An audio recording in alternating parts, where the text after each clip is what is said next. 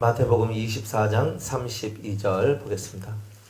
무화과 나무의 비유를 배우라. 그 가지가 연하여 지고 잎사귀를 내면 여름이 가까운 줄을 아나니 이와 같이 너희도 이 모든 일을 보거든 인자가 가까이 그 곧 문 앞에 이른 줄 알라.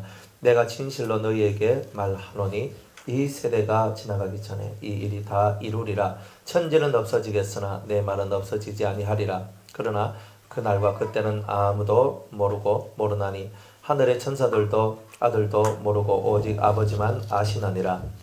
노아의 때와 같이 인자의 임함도 그러하리라. 홍수 전에 노아가 방주에 들어가던 날까지 사람들이 먹고 마시고 장가들고 시집가고 있으면서 홍수가 나서 저희를 다 멸하기까지 깨닫지 못하였으니 인자의 임함도 이와 같으리라. 그때 두 사람이 밭에 있음에 하나는 데려감을 당하고 하나는 버려둠을 당할 것이요 두 여자가 매를 갈고 있음에 하나는 데려감을 당하고 하나는 버려둠을 당할 것이라. 그러므로 깨어있으라. 어느 날에 너희 주가 임할는지 너희가 알지 못함이니라. 너희도 아는 바니 만일 집주인이 도적이 어느 경점에 올 줄을 알았다면 깨어있어 그 집을 뚫지 못하게 하였으리라. 이러므로 너희도 예비하고 있으라. 생각지 않은 때에 인자가 오리라. 충성되고 지혜 있는 종이 되어 주인에게 그 집 사람들을 맡아 때를 따라 양식을 나눠줄 자가 누구뇨? 주인이 올 때에 그 종에 이렇게 하는 것을 보면 그 종이 복이 있으리로다. 내가 진실로 너희에게 이르노니 주인이 그 모든 소유를 저에게 맡기리라. 만일 그 악한 종이 마음에 생각하기를 주인이 드디 오리라 하여 동무들을 때리며 술 친구들로 더불어 먹고 마시게 되면 생각지 않은 날 알지 못하는 시간에 그 종의 주인이 이르러 엄히 때리고 외식하는 자의 받는 율에 처하리니 거기서 슬피 울며 이를 갈미 있으리라. 아멘. 기도하겠습니다. 오늘 마태복음 24장 32절 말씀에 떡을 뗄 때에 주께서 이 마지막 시대에 우리가 말세를 만난 우리의 심령의 삶을 알고 주님 재림을 준비할 수 있는 저희들 될 수 있도록 은혜 내려 주시옵소서. 성령께서 은총 내려 주시기를 원하오며 예수님의 이름으로 기도드리옵나이다. 아멘. 무화과 나무의 비유를 배우라 이렇게 말씀을 해요. 무화과 나무는 이스라엘을 상징합니다. 이스라엘을 상징하는데 마지막 시대의 모든 마지막 시대의 기점은 이스라엘에 있다 이런 거예요. 그러니까 여러분이 이스라엘에 대한 그 이야기를 제대로 이해하고 있고 이스라엘을 제대로만 여러분들이 보고 있으면 주님이 언제 임하실지 이스라엘을 기준으로 딱 해서 모든 것이 딱 보여져요. 그러니까 여러분들이 이스라엘을 모르면 이제 말세를 보는 눈이 없어지는 거예요. 그러니까 이스라엘이 어떻게 변화되는가 이걸 잘 보셔야 된다는 거예요. 그러면서 무화과 나무의 비유를 배우라. 그 가지가 연하여 지고 잎사귀를 내면 여름이 가까운 줄 아나니 얘기합니다. 그러니까 여름이 가까워졌다는 말은 우리가 봄에 이제 이 무화과는 이렇게 꽃을 이렇게 피우기 전에 먼저 열매를 내거든요. 그러니까 처음 먼저 열매 맺는 그 열매를 보고 파게라고 얘기를 해요. 파게 히브리 말로. 그러니까 처음의 열매, 그 처음의 열매를 따요. 그리고 이제 그 열매를 따고 난 다음에 그냥 있는 게 아니라 또 여름이 지나가잖아요. 그러면서 이제 그 이파리가 막 무성해집니다. 그럼 이파리가 무성해지고 그 다음에 되면은 이제 또 열매를 거두게 돼요. 그러니까 이파리가 무성해졌다는 말 뭐냐면 가을 거지가 가까웠다는 것을 얘기하고 있는 거예요. 그러니까 이스라엘 나라가 이제 융성해지고 이스라엘 나라의 이 이파리가 이렇게 넓게 퍼져 나가는 것을 보면 이런 뜻이에요. 그러니까 이스라엘 나라가 넓게 퍼져 나가요. 그러니까 어떻게 퍼져 나갔냐면 이스라엘 나라의 문화도 많이 퍼져 나가고 이스라엘 나라 사람들도 세상에 많이 퍼져 나갔어요. 그런데 가장 중요한 것은 이스라엘 나라의 모든 핵심 중심은 뭐냐면 성전이라는 거죠. 그러니까 그 이스라엘 나라의 성전이 세워지는 그 소식이 뭐냐면은 무화과 나무의 잎사귀가 이렇게 막 돋아난 것과 같다 이 말이에요. 그러니까 여러분들이 이스라엘 나라는 다른 거 없어요. 24장의 주제는요. 이스라엘 나라의 성전이 지금 세워지느냐 세워지지 않느냐. 그래서 성전이 세워졌다면 언제쯤 파괴되느냐 이 얘기예요. 세워졌다가 파괴되는 거예요. 솔로몬 성전이 세워졌다가 파괴되었고 스룹바벨 성전이 세워졌다가 파괴되었고 헤롯 성전이 세워졌다가 파괴되었고 이제 마지막으로 이 7년 대환란 때에 성전이 한번 이스라엘에 세워졌다가 파괴되는 일들이 있게 될 것이다 이런 거예요. 그러니까 이런 일들이 일어나게 된 것을 우리가 봐야 되는데 이스라엘 나라를 기점으로 해서 무화과 나무 이스라엘의 국화가 무화과죠. 무화과 나무죠. 그러니까 이스라엘의 모습이 어떻게 변화되는 것을 보고 너희들이 시대의 흐름을 정확하게 깨달으라 이 말입니다. 하나님의 진리는 영원하죠. 하나님의 진리는 영원해요. 그런데 그것을 깨닫는 것은 사람마다 달라요. 사람마다 달라요. 어떤 분들은 이제 저도 옛날에 그렇게 해석을 해봤는데 무화과 나무의 비유를 어떻게 해석했냐면 이렇게도 해석을 했어요. 무화과 나무가 잎사귀를 이렇게 내는 때를 언제로 봤냐면 이스라엘의 독립의 날로 봤어요. 독립의 날이 며칠이냐면 1948년입니다. 1948년. 그래서 1948년인데 1948년에 이제 완전수를 더하면 이제 70년을 이제 이스라엘이 포로에서 회복되는 그 날이거든요. 그러니까 포로날을 더하면 2018년이에요. 그래서 한 10년 전에 뭐라 했냐면 2018년도에 예수님이 온다 그랬어요. 그런 얘기 들어본 적 있으세요? 있어요? 없어요? 또 한 가지 해석이 되어 있는데 이스라엘의 이 잎사귀가 연하여져서 연하여지고 뭐 이제 여름이 가까운다 하는 이것을 어떻게 해석했냐면 1967년에 6.1 전쟁을 통해 가지고 이스라엘 나라가 자기의 영토를 확실하게 회복을 해요. 그렇죠? 그럼 1967년 더하기 여기서는 70년을 안 하고 희년을 해요. 희년을 50년을 해요. 그러면 몇 년이에요? 2017년 지나갔어요. 그죠? 그래서 보통 그때 10년 전에는요, 사람들이 예수님을 언제 오실런가 얘기했을 때, 2012년, 그때 이제 마야 문명부터 시작을 해서 2012년에 지구가 멸망할 얘기가 마야 문명의 어떤 거기에 써있다 그래가지고 사람들이 되게 놀랬잖아요. 뭐, 모르시는가 봐요. 2012년도가 그랬어요. 그리고 또 2017년도하고 2018년도가 예수님이 올 수 있는 유력한 날이라고 사람들이 얘기를 했던 거예요. 그런데 사실은 주님께서 그 얘기를 한 게 아니고 이스라엘 나라가 지금 성전이 파괴되고 이스라엘 나라에 봄이 오지 않았단 말이에요. 사실은 이스라엘 나라의 성전이 세워지는 것이 그들의 잎사귀가 이렇게 풍성해지는 날이다. 그러니까 진정한 가을거지, 즉 예수님의 공중 재림을 맞이하기 전에 이스라엘 나라에 성전이 세워진다는 풍성한 소식들이 이 세상에 전파되어지게 될 것이다. 그러니까 여러분들 뉴스 딱 들을 때 이스라엘 나라에 성전이 세워진다는 뉴스가 딱 들리면은 이건 뭐예요? 이거는 벌써 예수님 재림이 코앞에 왔는 거예요. 그러니까 그 외에 다른 것을 갖고는요 헷갈려요. 딱 몇 가지 표시가 있어요. 딱 그거하고 맞물려 가지고 우리가 통합 카드가 나오고, 통합 카드가 빠르면 6개월이고요 좀 길면은 3년인데 3년까지 갈 것도 아닐 거예요. 아마 1년 안쪽으로 거의 이 통합 카드가 딱 나오면 1년 안쪽으로 해가지고 666이 생활 속에 확 침투해 들어가 국가적으로 아마 666을 받으라 하는 그런 말들이 나올 거예요. 그러면 거의 비슷한 시기에 통합 카드 시대가 딱 오고, 그 다음에 뭔 소리가 들리냐면 통합 카드 딱 나오면서 성전이 지어진다는 소리가 비슷한 시기에 아마 거의 다 형성이 될 거다. 그러면은 여러분들 코앞에 진짜 한 달이 될지 두 달이 될지 몰라도 얼마 되지 않는 그 상황 속에서 무조건 1년 안쪽이겠죠. 무조건 1년 안쪽으로 해가지고 예수님께서 거의 재림하실 그거다. 이런 징조들을 여러분들 알아야 됩니다. 그런데 징조를 우리가 아무리 많이 알아도 우리 속에서 이제 세상에는 온갖 이론들이 많거든요. 온갖 이론들이 많아요. 그러니까 이렇다 저렇다 이렇다 수많은 이론들이 많은데 확실히 우리는 그 이론들을 꿰뚫고 나아갈 수 있는 그런 진리적 능력이 사실은 우리들한테는 대단히 많이 필요하다는 거예요. 그래서 많은 사람들이 지금 환난날을 준비한다, 대비한다 그러지만은 그런 신앙 자체가 잘못됐어요. 왜 잘못됐냐면 성도들은 환난을 준비하는 게 아니라 그리스도의 오심을 준비하는 거예요. 그러니까 성도들의 신앙 기본의 이치는 뭐냐면 여러분들이 이 세상이 어떻게 뒤집어지든 상관없어요. 여러분들 뭐 가정이 뒤비지든 회사가 뒤비지든 뭐 난리가 나든 이런 거는요 다 두 번째 얘기예요. 모든 삶의 근본은 다시 오실 예수님을 기다리고 준비하는 데 있어요. 그런데 그 준비를 어떻게 하느냐? 그래서 많은 사람들이 다 동일하게 신부단장이란 말을 써요. 말은 똑같이 써요. 말은 똑같이 쓰는데 여러분들의 이 심령 속에 있는 7가지 악성과 9가지 정욕과의 싸움을 여러분들 언제 싸워 이겨야 된다는 거야. 이거는 내가 피난처를 준비한다고 되는 게 아니에요. 이거는 정확한 알미 필요하고 정확한 힘씀과 노력과 기도가 필요한 거예요. 이거 없으면 다 죽는 거예요. 나중에 때가 되면은 누군가는 이 중에서도 누군가는 들림받아 올라갈 것이고 누군가는 못 올라갈 거예요. 그런데 우리는 다 들림받아 올라갈 주인공이 되기를 원하죠. 그거는 철저하게 죄하고의 싸움이에요. 죄는 다른 사람의 죄가 아니라 내 죄예요. 내 죄와 싸움이라. 저나 여러분들이나 다 자기 죄하고 자기가 싸우는 거지 남의 죄하고 여러분이 싸울 필요는 없어요.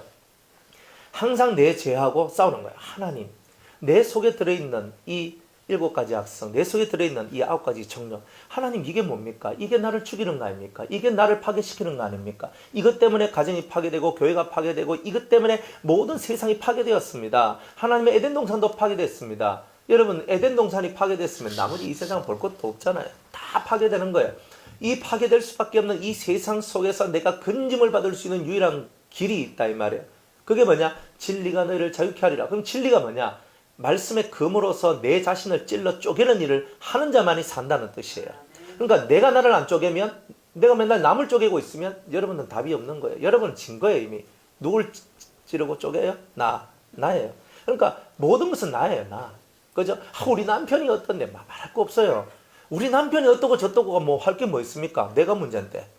그러니까 내 속에 그리스도의 모양이 없는 것을 보고 한탄하고 가슴을 치면 그 다음에는 주님이 일하시는 거예요. 그러니까 우리는 항상 내가 할 일을 하고 그 다음에 주님이 일하시도록 만드는 거. 그게 바로 여러분이 해야 될 일입니다. 근데 내가 해야 될 일 안 하면 안 돼요. 여러분들이 해야 될 일을 안 하고 엉뚱한 길로 가면 여러분들은 말짱 다 도루묵입니다. 도루묵이에요. 그런 사람들이 세상에는 널렸어요. 신부단장 어떻게 해요? 자기를 죽이는 훈련이에요. 내가 죽는 거예요. 다른 거 없어요. 여러분들 속에는 이 자존심, 내가 내닥하는 거, 진짜 이게 강하거든요. 근데 이거 안 죽이면 안 돼요. 저나 여러분이나 자기 속에 있는 자아를 죽이지 않고 들림받아 올라갈 비결은 세상 어디에도 없어요. 세상 그 무엇을 말해도 자기가 죽지 않고 들림받아 올라갈 비결은 없다 이 말이에요. 왜? 내가 죄인데, 내 자체가 죄인데 내가 죽지 않고 내가 들림받아 올라갈 이야기는 거짓말입니다. 이건 거짓말이에요. 이제 주님께서 이 무화과 나무 비유를 탁 우리한테 가르쳐 주면서 이스라엘 나라를 주의 깊게 봐라. 이스라엘 나라가 어떤 식으로 융성해지고 어떤 식으로 발전되어지고 어떤 식으로 이스라엘 나라의 성전이 세워지는지를 너희는 유심하게 보라. 그리고 잎사귀가 안 난 것을 딱 보면 성전이 세워진다는 말, 아직 실체는 드러나지 않았죠. 실체는 뭐예요? 성전이 지어지면 가을거지예요. 그런데 잎사귀가 났다는 말은 말이 무성하다는 뜻이거든요. 그러니까 그 말들이 성전을 지어진다는 말이 무성하게 될 때에는 여러분들이 주님이 오신다. 그러면 그때부터가 진짜 여러분들은 더 이 심령 정갈을 위해서 나아가야 되겠죠. 마귀는요, 여러분들 믿는 자 한 명을 떨어뜨리기 위해서 얼마나 노력하는지 몰라요. 저나 여러분이 다 마귀의 표적이에요. 더 큰 마귀, 더 작은 마귀, 이 차이, 그 차이밖에 없어요. 다 다가와서 다 우리를 무너뜨려요. 하나님의 원초적인 신앙, 하나님의 은혜의 근본된 신앙으로부터 다 떨어지도록 만들어내는 거예요. 그러면 거기서 떨어지면은 나는 예수는 믿어서 구원은 받는데 들림받아 올라가는 이 신부의 반열에서는 떨어지는 거예요. 무조건 떨어져요. 그러니까 우리는 들림받아 올라가는 이 세계 속에 우린 지금 들어와 있는 거예요. 근데 그게 쉬운 게 아니에요. 역사상 인류의 수많은 사람이 나고 죽었는 사람들 중에 겨우 14만 4천 명밖에 안 돼요. 적은 수예요. 너무 적은 수예요. 그러니까 인류 역사에 얼마나 많은 사람이 났겠어요. 수경의 사람들. 우리가 말할 수 없는, 지금 살아있는 인구가 70억이라 얘기하는데 지금 나고 죽고 하는 사람들이 하루에도 수 없는 사람들이 나고 죽고 한단 말이에요. 그러면 우리가 인류 역사 6천년 속에서 지금 6천년 가량이 됐는데 이 역사 속에서 이 인류가 얼마나 많은 사람들이 태어났었겠는가. 그런데 그 중에서 예수 그리스도의 신부로 단장한 사람은 얼마 없다는 거예요. 그 정도로 적은 숫자를 주님께서 지금 뽑고 있다는 거예요. 근데 왜 그런가? 그만큼 하나님의 입맛에 맞는 자가 그 수가 적다는 뜻이에요. 하나님의 입맛에 맞는 거. 여러분은 여러분의 입맛을 좋아하시잖아요. 그런데 하나님은 하나님의 입맛을 좋아해요. 하나님의 입맛이 까다로울까요? 까다롭지 않을까요?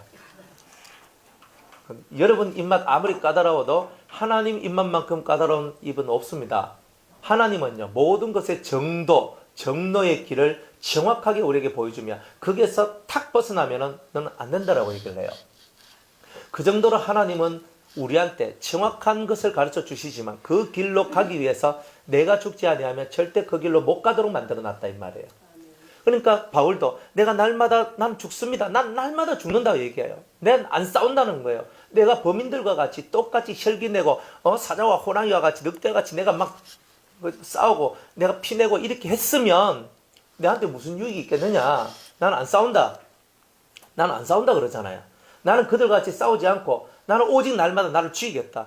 나는 화가 나도 참고 억울해도 참고 힘들어도 참고 괴로워도 참고 다 있어요. 그거 다 참는 거예요. 왜 바울이 왜 참았어요? 바울이 성질 없습니까? 바울이 보통 성질의 사람이 아닙니다. 이마는 다 까졌고요.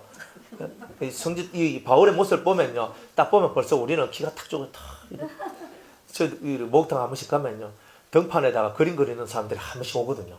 그러면 이거 탁 근데 딱 목탕에 앉아가 탁 이렇게 앉아 있는데 딱 등짝 딱 보면 사람들이 다 피해요. 이래 가지고 그 사람 혼자 탕에 딱 앉아 있고 다른 사람들 다 저쪽가 있어. 이 사람 나오면 실실 들어와 이렇게. 그렇게 이제 사람들 보면 벌써 위화감 딱 나오면서 저건 아닌데 이렇게 나오죠. 사도 바울도 얼굴 생김새나 이런 게 만만한 사람이 아닙니다. 이 사람 성질도 보통 사람이 아닙니다. 여지 없어요. 칼과 같은 사람입니다. 그런 사람이 자기가 말을 하기를 나는 날마다 내 성질을 죽이며 산다. 이렇게 얘기하는 거예요. 그 사람은요, 정의로워요. 율법의 대가예요. 율법하면요, 바울을 능가할 자가 없어요. 바울이 얼마나 학식이 많은 사람이었는지 왕도 총독도 다 인정하는 사람이었다는 거예요. 그러니까 이 사람이 대단히 능력이 많고 학식도 많고 지식도 많고 그러니까 딱 찌를러도 피 한 방울 안 나올 만큼 강한 사람이었다 이 말이에요. 그런 사람 입에서 뭐가 나오냐? 나는 날마다 죽노라가 나오는 거예요. 그럼 여러분들 성질 가지고 얘기할 거 한 개도 없어요. 더 강한 자들도 다 예수님 앞에 무릎을 다 꿇게 되었다는 거예요. 아무리 강한 자들도 예수님 앞에 무릎을 세우고는 구원이 없고 무릎을 세우고는 들림받아 올라갈 길은 전혀 없다는 거예요. 바울은 그걸 알았던 거죠. 첫째 부활의 비밀을 깨달았거든요. 첫째 부활의 비밀을 딱 깨닫고 그는 자기를 죽이는 일을 늘 했던 거예요. 그래서 남이 돌 던지면 돌 맞아요. 남이요, 이 생각을 해봐요. 예를 들어 억울하게 돌에 맞아요. 저는 제일 이 사도행전 읽다가 제가 마음속에 제일 이렇게 감동이 많았던 때가 언제냐면 사도 바울이 어떤 성에 딱 들어가서 복음을 전하는데 막 질질 끌고 나와서 성 밖에 나와서 돌을 막 쳐가지고 사도 바울이 이제 실신해가 사람들 볼 때는 죽은 듯이 보였던 거야. 탁 내빼두고 갔어. 가니까 나중에 이제 이 바울이 이제 기절했다가 탁 하면서 일어나요. 일어나면 우리 같으면요, 그 성을 향하여 쳐다보지도 않고 우리는 얼른 이쪽으로 갈 거 아니에요. 근데 바울은요, 다시 그 성에 또다시 들어가요. 저는 그걸 보면서 이게 신앙이다. 이게 죽은 자의 모습이구나. 우리들은 돌에 맞고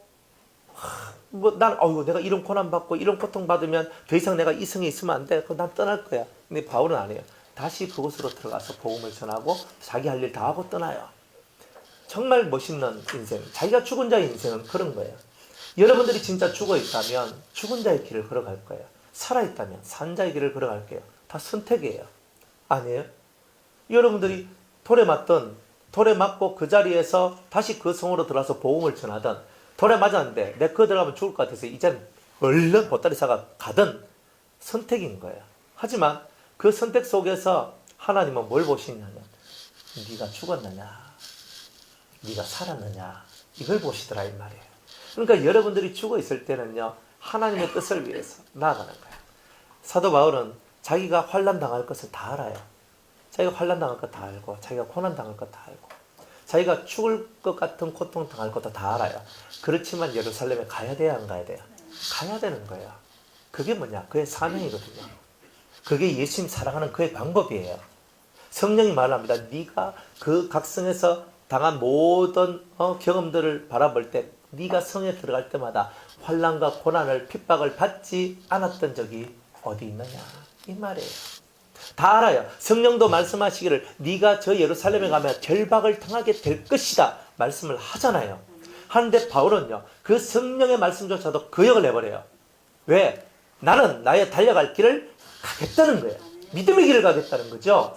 가는 거예요. 죽어도 나는 가야 되는 거예요. 어디로 가야 돼요? 예루살렘으로 가야 돼요. 그게 바울의 신앙 고백인 거예요. 그러니까 우리의 이 신앙의 삶이라는 것은 이런 삶이 될 때 여러분은 이미 죽어 있다고 말을 하는 거예요. 죽음을 두려워하지 않는 거죠.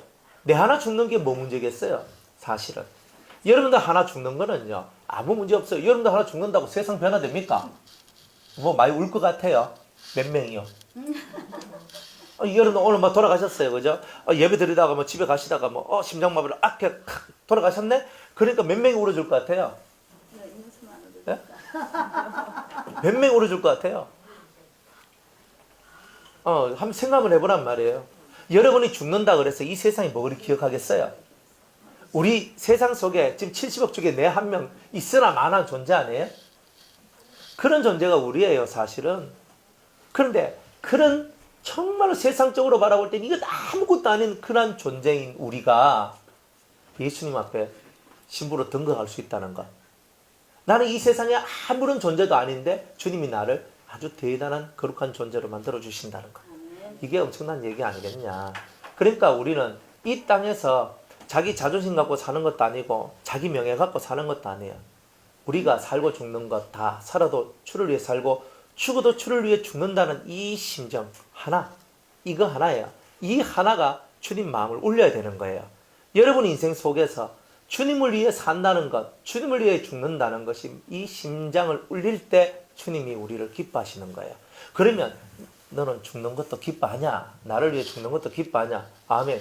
제가 주를 위해 죽을지언정 저는 기뻐하나이다. 제가 주님을 위해서 핍박받는 것 또한 저는 기뻐하나이다. 주님을 위하여 제가 고난을 받고 돌에 맞아도 저는 기뻐하나이다. 우리의 인생길을 그렇게 가는 거예요. 그렇게 가다 보면 길이 열리는 거예요. 왜? 예수님이 길이니까요.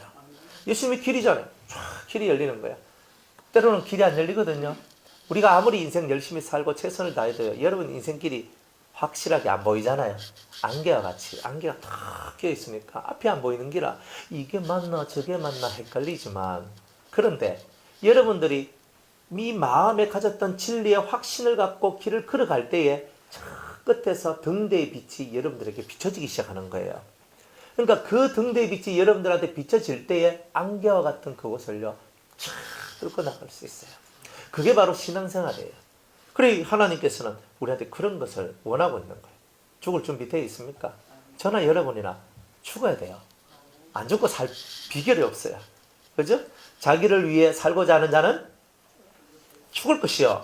주님을 위하여 죽고자 하는 자는 항상 좌우명으로 기억해 놓으시고 여러분들 밑에 있는 자식들한테 죽기 전에 유언으로 꼭 그 말은 꼭 해주세요. 그죠? 자기를 위해 살고자 하는 자는 죽을 것이요. 주님을 위해 죽고자 하는 자는 살 것이다. 그랬어요. 그러니까 우리 속에서 주님을 향한 이 뜨거운 열망들이 쫙 올라올 때 주님이 우리를 감싸주는 거예요. 주님도 똑같아요. 자기를 사랑하는 자를 사랑해줘요. 주님을 싫어하면요. 주님도 뭐 우리 좋아할 이유가 뭐 있어요? 그러니까 내가 주님을 좋아하는 이 좋아하는 도수가 어느 정도냐? 내가 주님을 위해서 내 모든 것을 버릴 수 있을 만큼 난 당신을 사랑합니다. 이거거든요. 네 인생을 다 나를 위해 투자할 수 있냐? 너의 인생을 나를 위해 던질 수 있냐? 아멘. 저는 할 수 있습니다. 해봐라. 예. 이게 아니고 해봐라 하면 아멘. 돼야 되는 거야. 그러니까 한번 탁 던질 수 있는 거. 몸을 던져야 돼요. 그러면 주님께서 너는 죽었구나. 죽었으니 내 신부가 될 자격이 있구나. 이렇게 말씀하신다는 거예요. 그래서 우리는 매일매일 잘 죽는 삶을 살아가는 거예요. 근데 보통 사람들은요. 보통 우리의 삶은 자기의 성질이 안 죽어요. 다 여러분 우리는 우리 성질 아래에서 자꾸 살아가는 거예요. 그러다 보니까 이게 뭔가 삐그덕거리는 게 나와요. 그러니까 여러분 성질을 죽이셔야 돼요. 오늘도 죽여야 되고 내일도 죽여야 되고 모레도 죽여야 되고 내가 죽지 아니하면 안 돼요. 내 뜻대로 안 된다고 슬퍼하지 마세요. 내 뜻대로 되는 것을 두려워하세요. 왜? 내 뜻대로 되는 것은 마귀가 역사하는 거다. 주님의 뜻대로 돼야 되는데 내 뜻대로 된다는 말은 모든 것을 내한테 맞춰주기 때문에 내가 업되고 내가 업되면 내가 망할 수 있다는 거예요. 우리가 안 되면요. 뭐 때문에 안 되노? 하면서 자기를 움츠리면서 겸손해져요. 물론 조금 그런 사람들은요. 우울해집니다. 그런데 우울해지지 말고 내가 안 되는 것을 바라보고 하나님 앞에 무릎을 꿇을 수 있잖아요. 안 되는 것을 바라보면 하나님이라고 외칠 수 있는 그 시간이 우리에게 존재되어진다. 그 안 되는 그 시간이 우리한테는 복 있는 시간이라. 그러니까 이 복 있는 시간을 복 있는 시간으로 누릴 수 있는 그 사람이 진짜 그리스도인이다. 이 말이에요. 잘 되는 것을 두려워하세요. 그러니까 못 되는 것을 기뻐하세요. 내가 얻어맞는 것을 기뻐하고 핍박받는 것을 기뻐하고 수많은 고통 속에 들어와 있는 것을 기뻐하세요. 내가 즐거움의 시간, 좋음의 시간, 이런 시간이 많은 것을 두려워하세요. 그게 바로 신앙생활이에요. 그럴 때에 여러분들 속에 여러분이 죽었다는 증거가 발생되어지게 될 거예요. 죽었다는 증거가 발생되어질 때에 여러분은 하나님의 무한하신 생명이 여러분의 인생을 주장하고 다스리는 그런 일들이 일어날 거라는 거예요. 이와 같이 너희도 이 모든 일을 보거든 인자가 가까이 곧 문 앞에 이런 줄 알라. 내가 진실로 너희에게 말하노니 이 세대가 지나가기 전에 이 일이 다 이루리라. 이 세대가 몇 년이라 그랬어요? 한 세대가 7,000년이라 그랬죠? 하나님께서 한 세대는 7일 창조잖아요. 6일 창조하고 하루 쉬었는데 그걸 보고 우리는 6일 창조라고 얘기 안 하고 안식까지 합쳐서 7일 창조라고 하는 거예요. 왜? 마지막 날에는 안식을 창조하셨단 말이에요, 하나님이.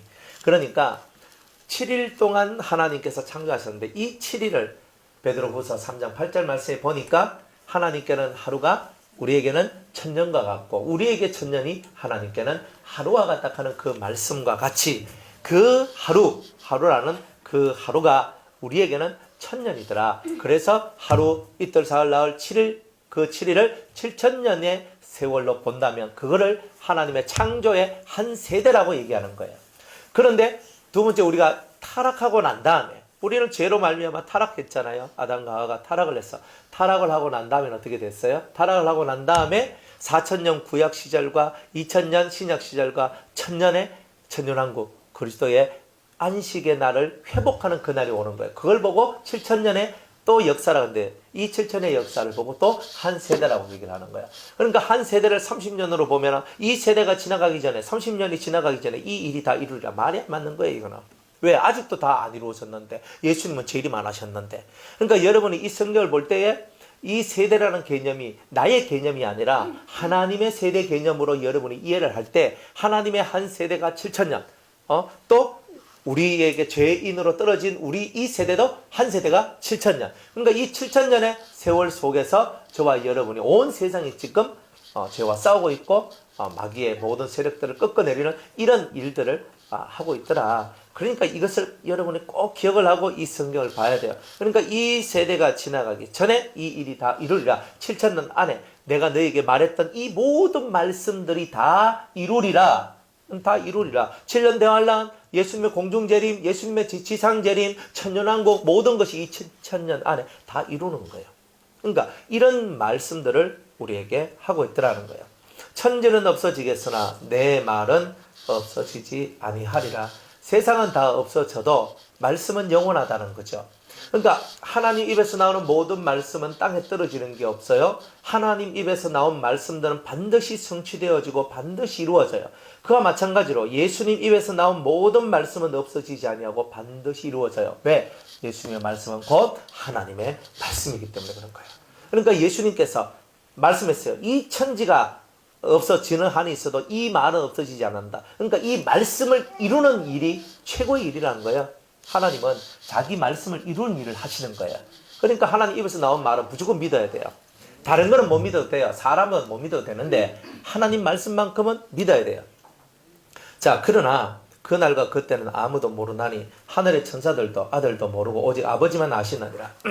이제 이 말씀을 갖고 이제 많은 분들이 해석을 할 때에 이렇게 해석을 해요. 예수님이 재림할 날짜는 아무도 모른다. 왜?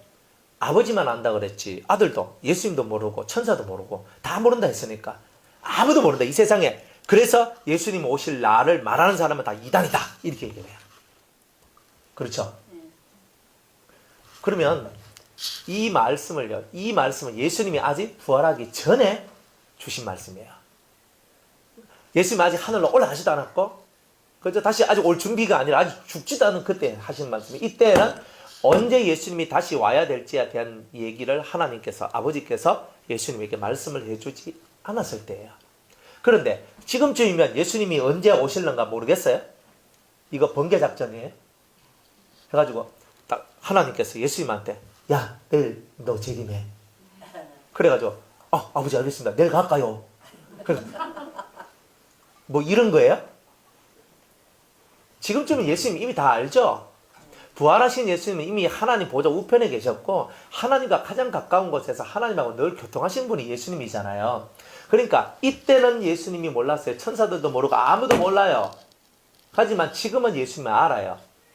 그래서 예수님께서 사랑하는 당신의 아주 순결한 신부들한테 이 날을 가르쳐줘요. 몇 년 몇 월 며칠에 내가 올 것이다. 하지만 누군가가 여러분들한테 그죠? 예수님 2019년도 5월 5일날 온다더라. 내가 어젯밤 기도하는데 들었어. 그날 안 옵니다. 무조건 안 옵니다. 왜냐하면 다른 어떤 것보다 이거는 하늘의 중요한 날이기 때문에 이걸 누설하면 천기 누설에 들어간다 그랬죠. 하늘의 큰 비밀을 누설하는 게 돼요. 그러면 안 돼요. 그러면 그 날이 어그러져 버려요. 그러니까 여러분들이 기도를 하다 보면 예수님이 언제 오신다는 것을 받는 사람들도 나오는데 그냥 99%는 잘못 받았다 보시면 돼요. 왜냐하면 속에 죄가 있는 상태에서 이 속에 어두움이 지배당하고 어두움이 있는 상태에서는 절대 주님은 그 얘기를 안 해요. 그러니까 여러분들이 진정 예수님 그 사랑에 완전히 미쳐져 있고 그 예수님과 동행하고 예수님 안에 하나가 되는 그런 진실한 심령, 아주 깨끗하고 진실한 그 심령이 되어 있을 때 주님이 그것을 주시는 거지, 그런 것이 아닌 상태에서 일말의 세상에 대한 어떤 욕망이라든지 세상에 대한 어떤 미련이라든지 죄에 대한 어떤 감각들이 남아있는 그때는요 주님이 이런 것들을 안 줘요. 그리고 어느 정도 하나님 앞에 신령도가 좀 있어야 돼요. 근데 그게 없으면 또 이건 받기도 어렵고요. 그러니까 여러분들이 누군가가 그 날을 받았다 그러면요 웬만하면 다 그냥 무시하고 사셔도 됩니다. 그러니까 옛날로부터 항상 그랬어요. 예수님께서 1992년 10월 28일 날 오신다. 이미 그 말이 나왔을 때 이미 끝났는 거예요. 그건 아닌 거예요. 모든 것은 이 마음속에서 하나님이 주신 것들은 비밀로, 개인적 믿음의 비밀로 가지고 있어야 된다. 절대 이것은 남한테 누설하는 것이 아니다. 설령 주님이 저한테 몇 월 며칠 날 오신다고 얘기를 했다 할지라도 저는 절대로 여러분들한테 발설하지 않습니다. 힌트는 줄 수는 있는데 발설은 안 해요. 그걸 못 해요. 그거는 하나님이 탁 막아놓는 거예요. 절대 안 되는 거예요. 그러니까 이 부분만은 1대1의 어떤 하나님하고 예수님하고 여러분과의 1대1의 진정한 관계 속에서 나오는 거죠. 그런데 대충 언제쯤 천년왕국이 오고 언제쯤 예수님이 오는 것 정도는 가르쳐 드리는 거예요. 그러니까 어떻게 가르쳐 드려요? 이렇게 말씀 가지고 여러분들한테 이스라엘의 성전 얘기하고 그저 뭐 이런 거 통화카드 얘기하고 666이 몸에 들어와서 온 세계가 막 칩 받아라 하는 뭐 이런 날들이 가까이 오면 바로 코앞이다, 몇 달 아니다, 1년 안쪽에 주님 오신다, 이런 내용, 기본적인 내용들을 여러분들한테 다 말씀을 하시잖아요. 이것만 알아도 여러분들이 마지막 때를 준비하는데 부족함은 없는 거예요. 사실은 더 정확한 것을 알고자 막 바락바락 하지 마세요. 그거는 바락바락 내가 막 한다고 되는 게 아니에요. 그냥 이 심령이 깨끗하게 가야 돼요. 이 하나의 그 어두움도 없는 아주 이 정결한 이 심령의 상태를 여러분이 만드셔야 돼요. 그러니까 우리들은 그 날짜를 알려고 막 노력하고 힘을 쓰고 주님 저한테 그 날짜 가르쳐주세요, 그 날짜 가르쳐주세요 라고 하면 안 되고, 오히려 그냥 우리의 이 마음을 주님 앞에 내려놓고 언제나 그 주 앞에 내가 회개하는 마음, 진실로 내 속에 있는 이 죄악 하나하나를 없애고자 하는 이 마음으로 살다 보면 어느 때인가 주님께서 여러분들에게 필요한 것이 있다면 그것을 다 채워주신다는 거죠. 그러니까 우리가 이 속에서 바락바락 구하는 것은 때로는 나의 욕망들이에요. 많은 욕망들이 움직이는 거예요.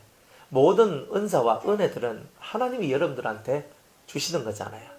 빛들의 아버지께서 모든 하늘에 있는 좋은 선물들과 은사들을 여러분들한테 준다 그랬잖아요. 하나님이 주시는 거예요.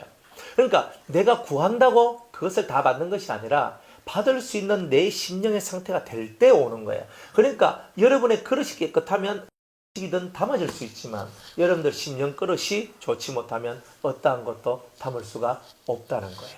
그러니까 여러분들이 이것을 깨닫고 심령 그릇을 아주 깨끗하게 만들어라. 이것이 최고로 중요한 일이다. 이렇게 주님께서는 말씀하고 계신 거죠.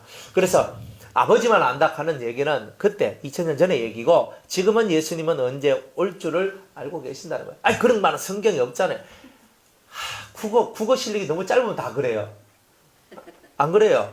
아니 조금 생각해보면 모르나 2000년 전에 예수님이 아직 죽지도 않고 부활하지도 않고 또 하늘에 올라가지도 않았어요. 당연히 모르지. 근데 이미 죽으시고 3일 만에 부활하시고 승천하시고 이제 다시 오실 그날을 지금 기다리고 계신 주님이 언제 올 줄 모르고 있다는 그 말이 더 이상한 거잖아요.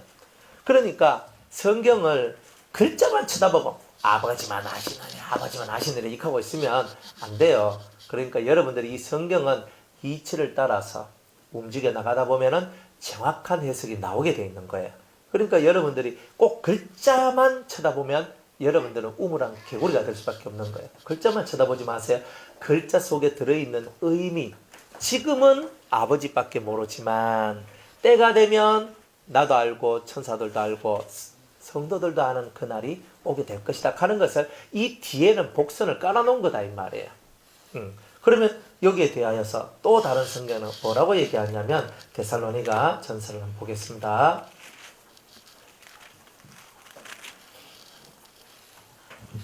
데살로니가 전서 5장 1절로부터 한번 볼게요.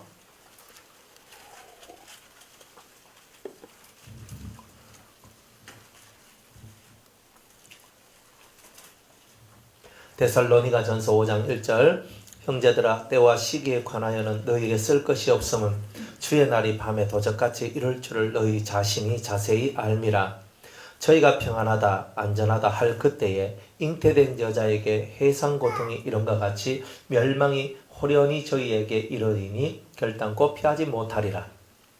형제들아 너희는 어둠에 있지 아니하며 그 날이 도적같이 너희에게 임하지 못하리니 좀 전에는 다 도적같이 임한다 그래놓고 우리한테는 뭐라고 말해요? 형제들 우리한테는 너희는 어둠에 있지 아니하니 우리가 어둠에 있지 아니하면 그날이 도적같이 너희에게 임하지 않을 것이다. 도적같이는 뭐예요? 몰래 임하는 거죠. 내가 모르는 그날이 임하는 걸 보고는 도적같이 임한다 그러고 그러나 어둠에 있지 아니하는 우리한테는 도적같이가 아니라 그죠?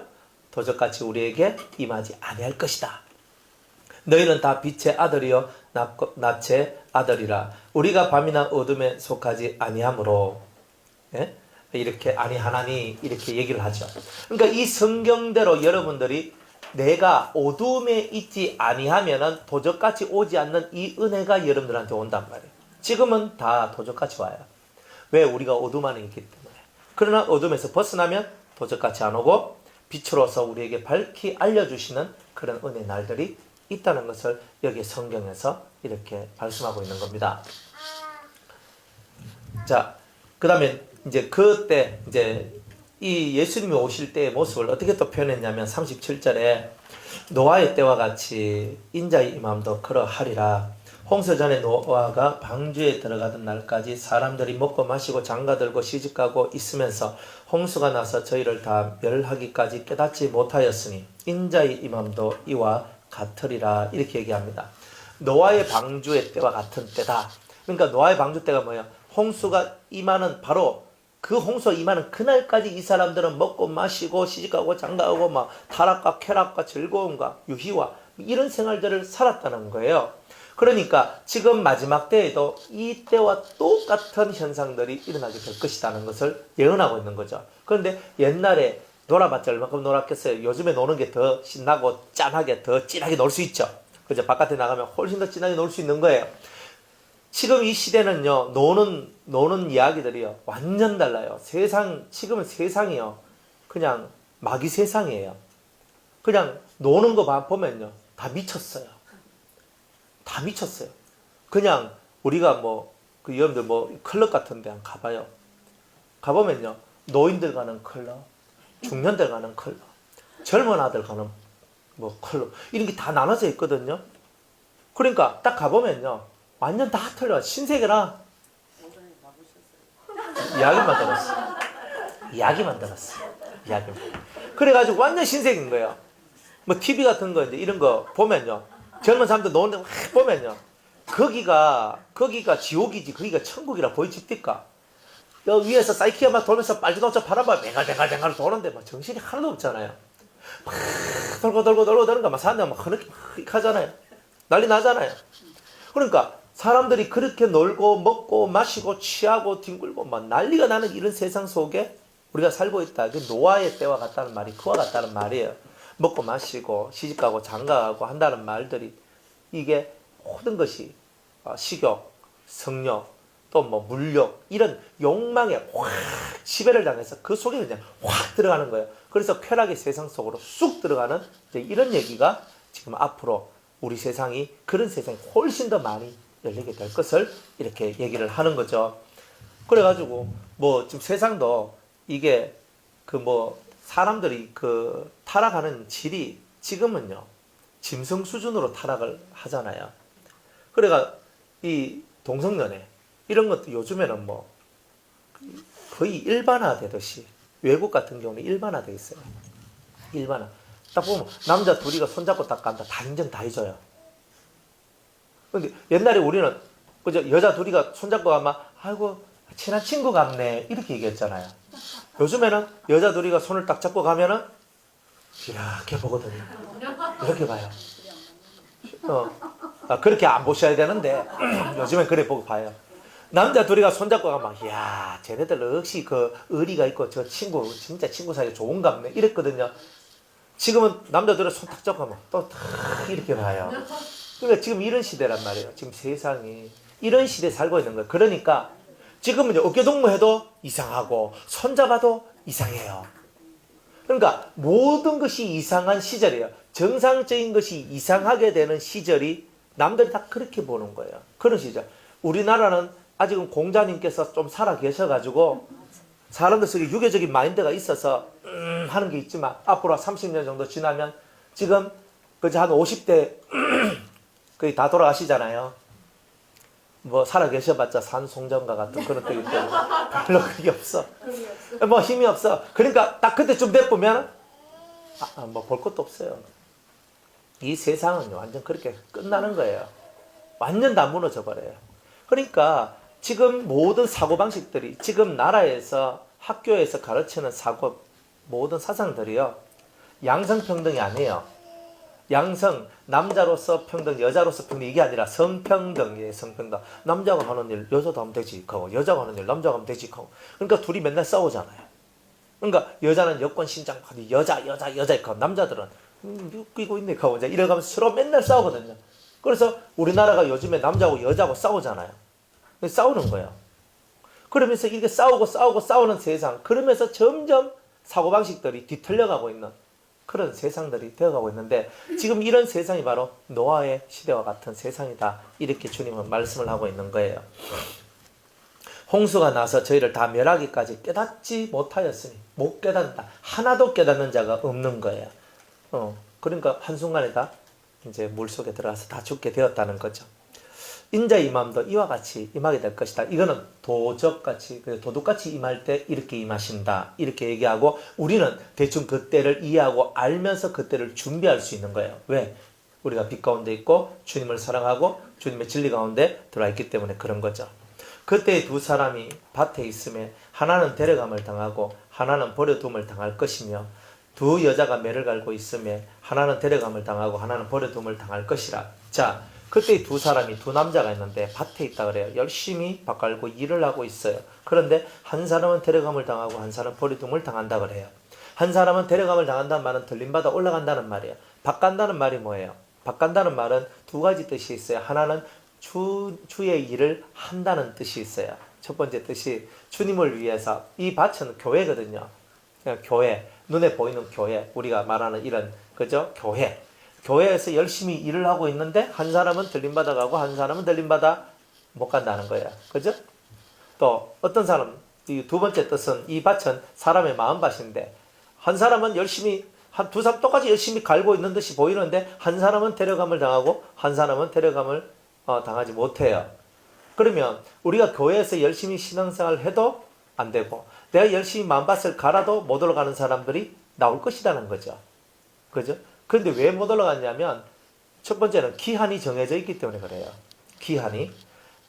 들림받아 올라가기 위해서는 예수님이 공중 재림하기 전에 이방인들은 공중 재림하기 전까지 자기 속에 있는 7가지 악성을 없애는 이 훈련을 해야 돼요. 이거를 안 하면은 들림받아 못 올라간다는 거예요. 그리고 열심히 밭은 갈았는데 다 속에 있는 돌이나 풀이나 이런 것들을 캐내지 못한 사람들, 이런 사람들은 들림받아 올라가지 못하는 거예요. 그러니까 두 사람이 함께 열심으로 일을 했는데 한 사람은 어느 날 보니까 들림받아 올라가 있고 한 사람은 땅에 남아서 있더라는 거예요. 그러니까 우리가 똑같이 신앙생활을 하고 있는데 한 사람은 올라가고 한 사람은 여기 있는 거예요. 똑같이 예배 드리고 있는데 한 사람은 올라가고 한 사람은 여기 있는 거예요. 이게 바로 들림받아 올라가는 것에 대한 비밀이다, 이런 거죠. 또 두 여자가 매를 갈고 있는데 맷돌을 갈아요. 맷돌에다가 콩을 넣고 뭐 갈아가지고 이렇게 하잖아요. 그래서 맷돌을 갈고 있는데 그죠? 하나는 데려감을 당하고 하나는 버려둠을 당할 것이다. 자, 두 여자라 그랬어요. 여자는 성도를 뜻하기도 하고 교회를 뜻하기도 해요. 자, 어떤 성도가 있는데 어떤 교회가 있는데 매를 갈아 콩을 넣고 가는 거예요. 뭔가 갈아내는 것이 맷돌이잖아요. 열심히 갈아. 여러분들 회개하잖아요. 자기 마음을 갈지요. 갈아가지고 뭘 만들어요. 여러분들 가루로 만들지요. 맷돌은 가루로 만드는 그런 도구잖아요. 그러니까 자기 심령을, 자기 속을 가루로 만드는데, 가루로 만들지만 어떤 사람은 들림받아 올라가고 어떤 사람은 남아있는 거예요. 왜? 어떤 사람은 완전히 다 갈았고 어떤 사람은 덜 갈았던 거예요. 그러니까 우리가 안 갈아서 못 올라가는 게 아니에요. 덜 갈았기 때문에 못 올라가는 거란 말이에요. 나는 99개 다 갈았습니다. 1개 남았습니다. 1% 남았습니다. 못 올라가요. 99.9% 갈았습니다. 못 올라가요. 100% 갈아야지만 올라가요. 그러니까 매를 가는 것은 다 한단 말이에요. 밭 가는 것도 다 한단 말이에요. 여러분들이 밭을 안 갑니까? 맷돌을 안 돌립니까? 다 하지만 100% 완벽하게 해낸 사람이 있고 못한 사람이 있더라, 이 말이에요. 그러니까 우리는 똑같이 하나님 앞에 성도로 부름을 받았음에도 불구하고 어떤 사람은 들림받아 올라가고 어떤 사람은 들림받아 올라가지 못하는 것이, 갈아야 되는데 100% 완벽한 고운 가루로 소재의 예물로 자기를 확실히 간 사람은 들림받아 올라갈 것이요, 못 갈아내면 결국 이 땅에 남아서 남아있는 그 죄를 갈아내는 7년 대환란이라는 맷돌 속에 우리가 직접 들어가게 되는 일들이 나오게 될 것이다. 이렇게 얘기하고 있는 거예요. 그러니까 내가 지금 밭을 갈아야 될 때 밭을 못 갈면 7년 대환란이라는 곳에 날 집어넣고 하나님께서 내 심령을 흡입하면서 하나님께서 나를 직접 갈아주는 그날이 오게 될 것이다, 이런 거예요. 지금은 내가 그 뜨인 돌에게 내가 가서 부딪혀야 될 때고, 그 돌이 내게로 와서 나를 쳐서 내가 가루가 되어 산산이 부서져서 날리는 그런 일을 만들면 안 된다는 거죠. 지금은 내가 진리 되신 그리스도에게 부딪혀야 돼요. 내가 부딪혀야 돼요. 내가 자꾸 부딪혀야 돼요. 그래야 사는 거예요. 그렇게 사는 것이 바로 여러분들이 해야 될 일인 거예요. 그래서 두 사람이라고 그랬죠. 딱 이것밖에 없다는 거예요. 들림받아 올라갈 사람과 못 올라갈 사람. 이것밖에 없다. 딱 두 사람밖에 없어요. 여러분들이 여기 있든 밖에 있든 어디 있든 간에 다 똑같아요. 들림받아 올라갈 사람과 못 올라가는 사람. 딱 그것밖에 없습니다. 여러분들의 속이 영으로 치면 올라갈 것이고, 여러분들 속이 영물지 않으면 못 올라가요. 그건 내 탓도 네 탓도 아무 탓도 아니에요. 다 자기 탓이에요. 그죠? 이렇게 면피를 하는 거예요. 이렇게 다 자기 탓이에요. 누구 탓할 거 어디 있어요? 신앙은 자기가 하는 거죠. 신앙은 자기가 세워나가고 만들어가고 그렇게 나가는 게 신앙생활이에요. 누가 여러분을 위해서 뭘 해줘요? 겨우 해봐야 기도하는 거잖아요. 여러분을 위해서 뭘 해줘요? 조언 한마디 해주는 거잖아요. 근데 진짜 달려가야 될 것은 누구예요? 그렇잖아요. 운동선수 옆에는 항상 코치가 있어요. 코치가 딱 있어서 같이 뛰죠. 연습할 때. 야, 발은 요만큼 팍 올리래. 요만큼 탁 올리래. 손을 막 이렇게 탁 쳐라. 이렇게 해라. 이래가지고 네 열심히 뛰라. 하면서 막 가르치거든요. 막 해요. 근데 실제 경기를 누가 뛰어요? 코치가 띄워줍니까? 안 띄워줘요. 훈련시키고 연습할 때는요, 이렇게 해라, 저렇게 해라, 같이 뛰자, 이렇게 해보자 하지만 실제로 경기에 딱 들어갔을 때는요, 코치는요, 저쪽에 딱 박스 안에 딱 들어가 있어요. 그 경기장에는요, 그 사람 선수 한 사람만 그 자리에 딱 자기 레인에 딱 서 있는 거예요. 그게 바로 신앙생활이에요. 그러니까 여러분들은 철저하게 고독한 거예요, 사실은. 사람들이 내 옆에 많다. 그럼 여러분들은 이미 주님하고 멀어요. 주님하고 가까운 사람은 결코 사람하고 가깝지 않아요. 사람하고 가까우면요, 사람의 세계가 여러분을 이끌어 가거든요. 그런데 주님하고 가까운 사람은 주님하고 지금 교통하고 주님하고 함께 해야 될 것이 많은데 어디 사람하고 지금 교통하고 있겠습니까? 그러니까 벌써 여기서부터 이미 멀어지는 거예요. 여러분들 속에 신앙이 어디서 떨어지느냐? 사람하고 같이 붙어 있을 때는 무조건 신앙이 떨어지게 돼 있어요. 내가 잘하든 못하든 하나님이라고 찾는 자가 진짜 사는 자예요. 내가 살기 위해서 이 말씀을 부여잡고 하나님 앞에 예수님 부여잡고 주님 저를 살려달라고, 저를 붙들어달라고, 저를 도와달라고 이 가슴에서 올라오는 영혼의 소리를 하나님께 외치는 자가 다 살아나요. 누가 옆에서 여러분을 도와준다고 여러분이 살아나는 게 아니에요. 잠시 잠깐 조언도 해주고 가는데 살짝 밀어주긴 해요. 하지만 결국은 여러분의 권력을 기르고 여러분의 힘을 기르지 않으면 결국 다 넘어지는 거는 여러분이 넘어질 거예요. 근육을 키우세요. 영적인 근육을 키워나가야 되는 거예요. 어떤 시험과 환난이 와도 내가 넘어지지 않는 유일한 법은 내 힘을 키우는 것밖에 없어요. 내 힘을 안 키우면 오늘은 이 시험에서 넘어지고 내일은 저 시험에서 넘어지고 그 다음엔 또 다른 시험에서 또 넘어질 거예요. 여러분들 일평생 이런 시험에서 넘어지고 저런 시험에서 넘어지고 이런 말에 넘어지고 저런 말에 넘어질 거예요. 그러면 주님하고 관계없죠. 별림마다 못 갑니다. 그러니까 여러분들이 신앙생활의 근본 원리를 제대로 깨달아야 된다. 그러니까 이것만 깨달으면 여러분들 가는 모든 길이요, 형통하지 않는 것이라 보이는 곳에서 형통이 나오고 이거는 안 된다 하는 곳에서 됨이 나오는 거예요. 이게 하나님의 은혜예요. 우리는 우리의 길을 걸어가는 것처럼 보이지만 실제로는 하나님의 대리자로서 대리자의 길을 걸어가는 거예요. 하나님이 기뻐하시고 하나님이 원하시는 그 대리자의 길을 걸어가는 거예요. 그 대리자의 길을 저와 여러분이 잘 걸어가면 하나님이 여러분들을 그냥 두시겠습니까? 여러분들이 뭘 원하겠어요? 여러분들이 원하는 것 이상의 좋은 것들을 하나님께서는 여러분들에게 허락해 주실 것입니다. 여러분이 빛이 되면요, 빛 옆에 어둠이 있을 수 없어요. 어둠은 다 떠나가요. 여러분들이 헷갈리면요, 다 헷갈리지. 여러분이 딱 서 있으면요, 모든 것이 그냥 길이 하나님께서 만들어주신 그 아름다운 생명의 길이 쫙쫙쫙 열리는 거예요. 그런데 내가 이 속에서 갈피를 잡지 못하고 내가 여기서 헷갈리고 내가 여기서 왔다리 갔다리 하고 있는 상태에서 하나님 무슨 은혜가 내려와요? 그런 건 없어요. 그러니까 여러분들이 길을 갈 때는 딱 앞만 바라보고 목적을 딱 바라보고 열심히 뛰세요. 그러면요, 옆으로 돌아보는 순간에 내 발이 반발이 쳐져요. 뒤를 돌아보는 순간에 세네 발이 쳐져요. 그러면 100m 달리기 할 때 1등 못합니다. 그러니까 딱 뛰는 자는요, 여러분들 그 우사인 볼트인가 세상에서 제일 빠른 남자 있잖아요. 시커먼 사람. 딱 해가 눈 딱 뜬 거라가 땅 가면 따다다다다 뛰잖아요. 옆에 보면 뜁니까? 육상 경기할 때 봤어요? 안 해요. 와! 가다 막. 잘 달리시네. 폰만 잘 다녀요. 실제로는. 그럼 막 근데 얼마나 열심히 달립니까? 꼬리 1등 하니까 막 자기 다리 붓기 팍 날리고 폼당 팍 잡고 이렇게 하잖아요. 그런데 뛸 때는 그렇게 안 해요. 내가 꼴등으로 들어왔는데 어디 폼 잡아? 그럼 말이 안 되는 거지. 그러니까 뛰는 자는요, 앞을 쳐다봐야지 어딜 뒤를 쳐다보고 어디 옆을 쳐다봐요. 그런 것은 이미 자기가 죽어가 자기가 이미 자기를 죽이는 거예요. 그거는. 여러분들 앞에 누가 계셔요? 예수님 계시고 곁에 있으면 예수님이 계시며 그 예수님 쳐다보고 한결같이 한결같은 마음으로 길을 걸어가라 이 말이에요.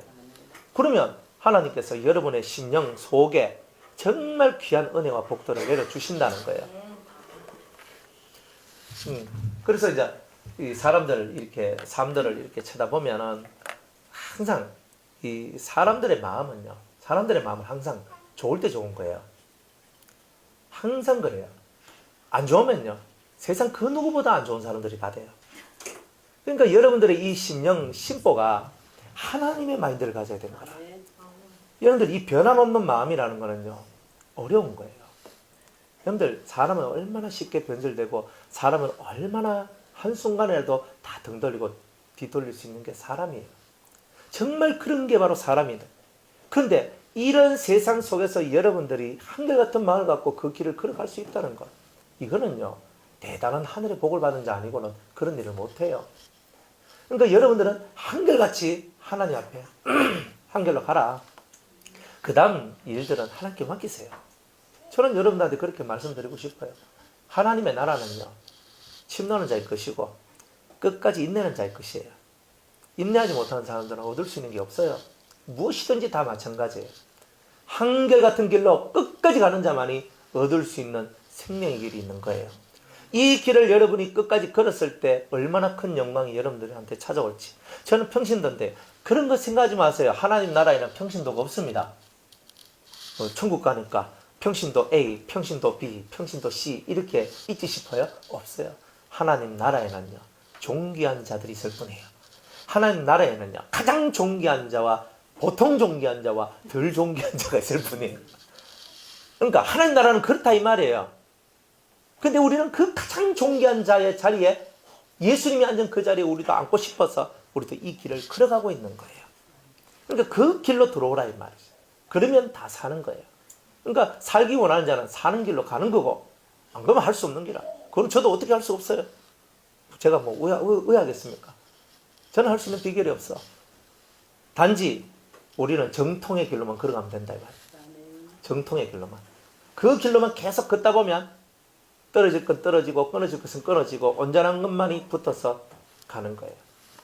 그러니까 여러분들 영혼 속에 있는 나쁜 가지들이 있어요. 그 가지들을 하나님은 치기를 원해요. 마음속에 있는 나쁜 가지가 쳐져서 온전한 가지만 남기를 원해요. 그러니까 여러분들 마음속에 그 온전한 가지가 딱 생성될 때 여러분은 아주 실한 열매를 맺을 수 있을 것이다 이 말이에요. 그러니까 들림받아 올라갈 사람들은 이런 작업들을 다 거쳐가요. 그래서 나중에는 사람에 대한 모든 개념들이 싹 사라져요. 그러니까 사람에 대한 모든 생각들이 다 정리가 다 돼요. 아, 코로 호흡하는 사람은 의지할 대상이 못 되는구나. 내가 진실로 믿고 의지할 분은 나의 주 예수 그리스도밖에 없구나 하는 것을 정확하게 알고 사람에 대해서는 지극히 큰 마음으로 사랑해주는 그 삶을 살아가게 돼요. 그러니까 그게 제일 우승한 이야기예요. 제일 위대한 이야기예요. 그럼 사랑이 얼마나 어려워요. 진짜 사랑한다는 거는요. 진짜 사랑한다는 것은 예수님처럼 목숨을 내놓고도 내가 잘 죽었다 이렇게 말하는 게 사랑이거든요. 근데 우리는 우리의 이익에 반하면 사랑을 안 해요. 그게 인생이라. 언젠가는 사랑한다 하지만 언젠가는 사랑한다 안 해요. 왜? 우리가 가지고 있는 사랑은 예수의 사랑이 아니거든. 하늘의 사랑이 아니거든. 거기서 문제가 있는 거예요. 다 계산된 사랑이고 철저히 이기적인 사랑이기 때문에 그 속에서 내한테 유익이 될 때만 함께하고 유익이 되지 않으면 철저하게 버리는, 달면 삼키고 쓰면 뱉는 이런 모습들은 결국 우리의 모습이 아닌 거예요. 하나님 나라가 원하는 것은 아니에요. 예수님께서 제자들한테 이렇게 얘기해요. 너희들은 나와 함께 끝까지 함께 나와 함께 모든 것을 같이 하였은즉. 그렇잖아요. 예수님이 원하는 제자는요, 모든 것을 함께하는 제자죠. 안 그래요? 그 십자가 아래까지 누가 따라와요? 12명 중에 한 놈은 팔아먹고 10놈은 도망가고 하나만 딱 붙어서 찾아왔잖아요. 요한이, 가장 나이 어린 요한이 딱 와서 주님 하고 있으니까 이제 나의 어머니가 네 어머니다 하면서 네가 이제 내 죽고 나면 마리아를, 내 어머니 마리아를 네 어머니같이 잘 섬겨라고 탁 주잖아요. 다른 모든 제자들은 한 명은 자살해서 죽고 10명은 순교당해 죽고 한 명은 100살까지 살다가 산순교하면서 끝까지 초대교회를 지키는 지킴이가 됐어요. 다른 사람들은 네로 황제 때 다 죽었거든요. 다 죽었어요. 모든 사도들이. 그러니까 다 죽었는데도 한 명만 살았어. 그 사람은 누구냐? 끝까지 자기의 자리를 지킨 자가 끝까지 살아서 예수의 길을 전파하고 사랑의 사도로서 끝까지 남아있었다 이 말이에요. 그게 바로 성경의 가르침이에요. 바람 한번 불어보면 알아요. 바람 탁 불어보면 엉덩이가 누가 가벼운지 아니면 무거운지 바람이 한번 불어봐야 아는 거지. 어떤 바람이 불든 여러분들은 무거운 자가 되세요. 그게 바로 여러분들이 사는 길이에요. 그걸 못 깨달으면 우리가 가는 길은 어차피 다 남이 가는 길이나 우리가 가는 길이나 똑같아요. 남 욕할 거 하나도 없어요. 나도 그 나무래 그 밥이니까. 그러니까 우리는 다른 길을 가야 되는 거예요. 예수가 정해놓으신, 그분이 정해놓으신 진실한 그 길, 정말 누가 가려고도 하지 않는 그 험난한 그 길을 우리는 걸어가야 된다는 것. 이게 바로 들림받아 올라갈 사람들의 모습이에요. 그러니까 성경에 잠언에 보면 의리는 생명을 얻게 한다 그래요. 생명을 구한다 그래요. 그러니까 야, 의리가 얼마나 중요해요. 그러니까 의리 부도 내지 말고 의리를 지켜나가는 그런 성도가 다 되시라. 그런 사람이 들림마다 올라가요. 예수님은 한 번이라도 배반한 자에 대해서는요, 그만한 대가를 꼭 치르게 해요. 베드로가 거꾸로 십자가에 달렸어요. 사도 요한은 거꾸로 십자가에 달리진 않아요. 그렇죠? 예수님께서 베드로에 대해서 예언을 하거든. 네가 닭이 울기 전에 네가 3번 나를 부인하리라 그랬거든요. 난 절대 부인 안 합니다. 펴놔놓고 부인했어요. 그리고 부인하고 난 다음에 나중에 그를 다시 회복시켜 주시면서 하신 말씀이 뭐예요? 네가 젊었을 때는 네 마음대로 돌아다니지만 나이가 들면 이제는 너는 네 마음대로 다니지 못하고 네 팔을 벌릴 것이다 그랬잖아요. 그러니까 베드로가 어떻게 죽는다는 것에 대하여 가르쳐 준 거예요. 그러니까 자기가 마지막 죽을 때에 예수님과 똑같이 십자가에 달려 죽으려 하니까 내가 너무 부끄러운 거라. 그래서 그 사형 집행장에서 나를 뒤집어라. 그래서 거꾸로 십자가에 못 박혀 죽은 사람이 바로 베드로입니다. 다 그만한 대가가 다 있어요. 의심 많은 도마도 1절에는 우리가 뭐 순교사라는 그런 책이나 아니에 다른 어떤 그런 데 보면 1절에는 도마가 가죽이 벗겨서 죽었대요. 그러니까 뭐 인도에서 이 복음 전하다가 그러니까 뭐 이렇게 죽고 뭐 저렇게 죽고 뭐 사람들이 이렇게 죽고 저렇게 죽고 다 죽어 다 순교를 당해요. 다 도망갔던 자들은 다 순교당하고 끝까지 남아있던 그는 끝까지 오랜 세월 동안 하나님 나라를 위해 충성된 삶을 살아요. 성경은 그런 걸 가르쳐줘요. 정통의 길은요, 남이 가는 길하고 달라요. 힘들어요.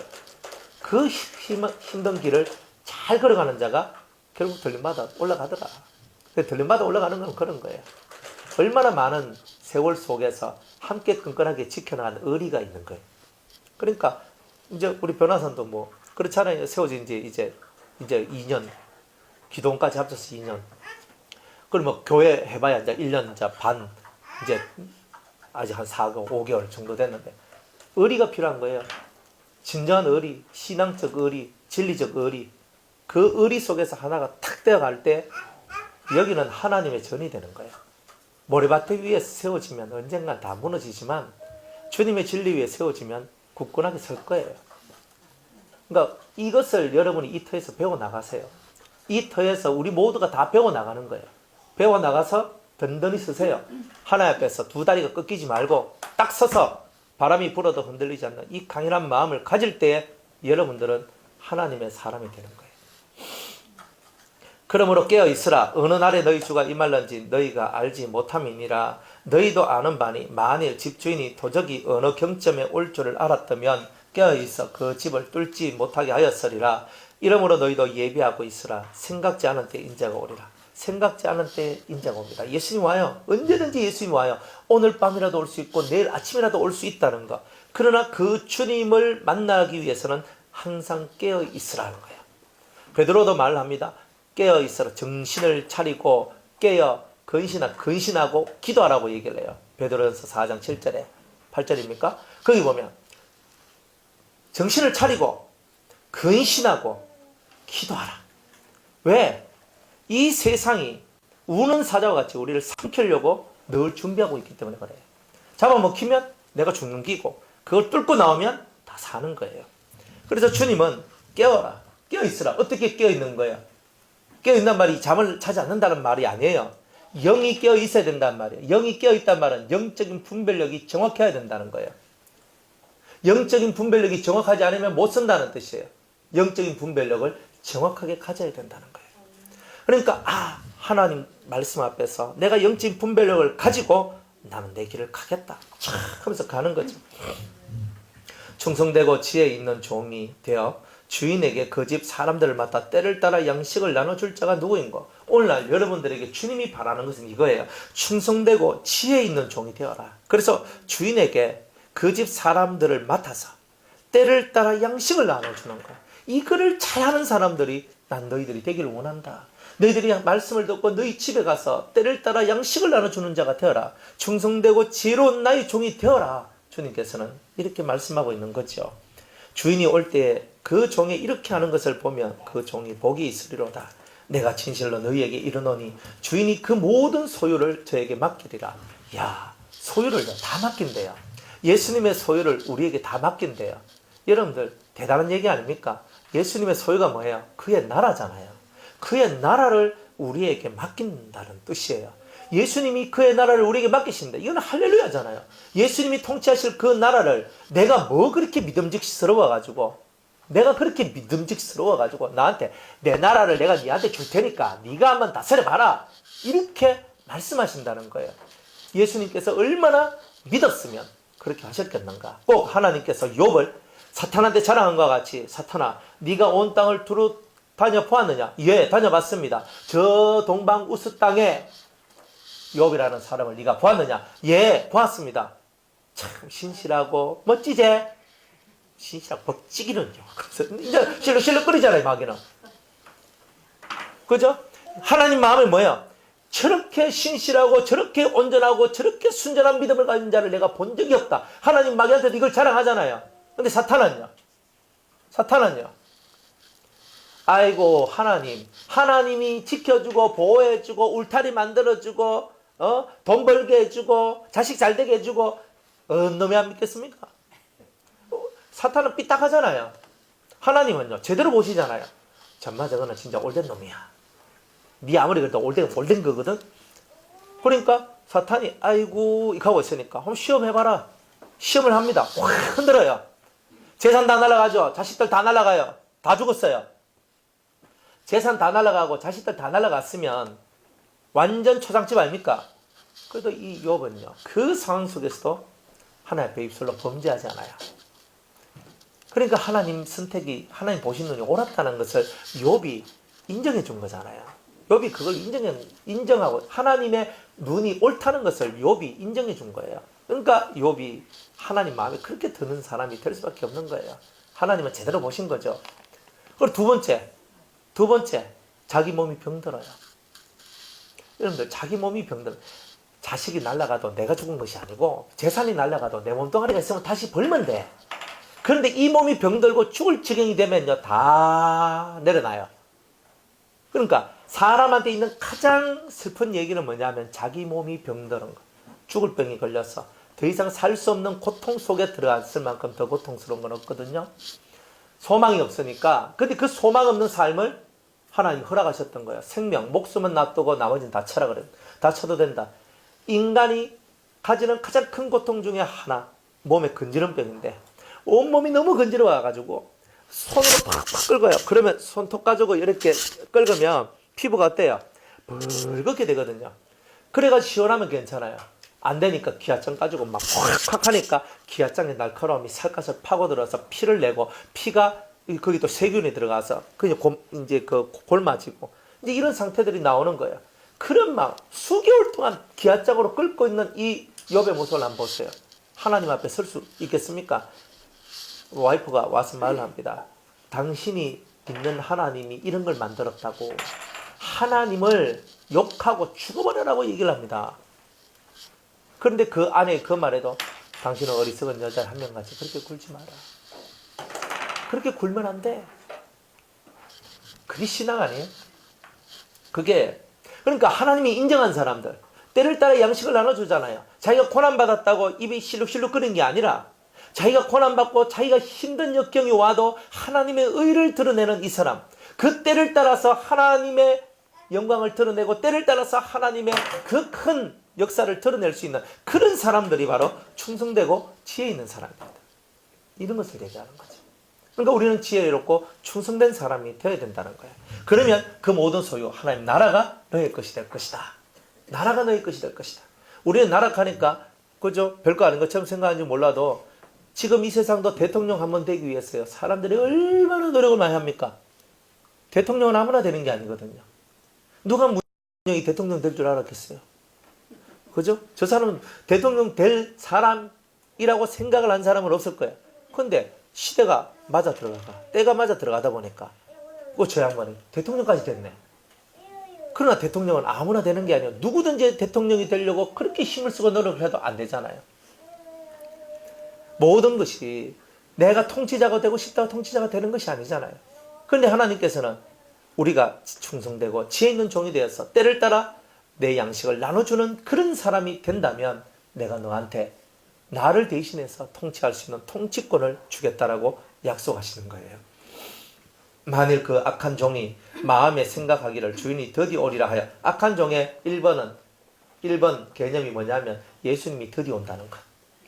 예수님이 드디어 온다고 생각하는 거죠. 두 번째, 동무들을 때리며 술 친구들 더불어 먹고 마시면 뭐예요? 쾌락을 즐기고 타락하면서 주인의 뜻에 반하는 삶을 살아가면 생각지 않은 날 알지 못하는 시간에 그 종의 주인이 이르러 엄히 때리고 외식하는 자의 받는 줄에 처하리니 거기서 슬피 울며 이를 갈미 있으리라. 생각지도 않은 날이 주인이 와서 그 사람의 삶을 확 뭉개버린다는 거예요. 그러면 슬피 울며 이를 갈미는 이런 삶이 오게 될 것이다. 이렇게 말씀하고 있습니다. 주님은 오세요. 곧 오시거든요. 곧 오시는데 그 곧 오실 주님을 맞이하기 위해서 우리는 맷돌을 가는데 확실하게 내가 갈아져야 되는데 얼마만큼 갈아져야 되냐면 고운 가루로서 하나의 까칠까칠한 그런 알갱이가 없을 정도로 아주 부드러운 고운 가루로 갈아지는 여러분이 될 때에 들림받아 올라가게 될 것이고, 여러분들이 밭을 열심히 갈고 있지만 제대로 밭을 갈지 아니하면, 여러분들 속에 옥토가 되는 옥토의 밭을 갈지 아니하면 절대로 들림받아 올라가지 못할 것이다. 돌짝밭과 같이 혹은 가시덤불과 같은 그런 것들로 채워져 있는 그런 밭은, 그런 심령은 절대로 들림받아 올라가지 못할 것이다. 잘 가시기 바랍니다. 잘 맷돌을 돌리고 잘 쇠고랑을 갖고 밭을 갈아서 여러분들이 들림받아 올라가기에 부족함이 없도록 만드는 것, 이게 바로 신앙생활이다. 깨닫는 은혜가 있길 바랍니다. 네, 잠시 쉬었다가 그 25장 말씀 전합니다. 목사님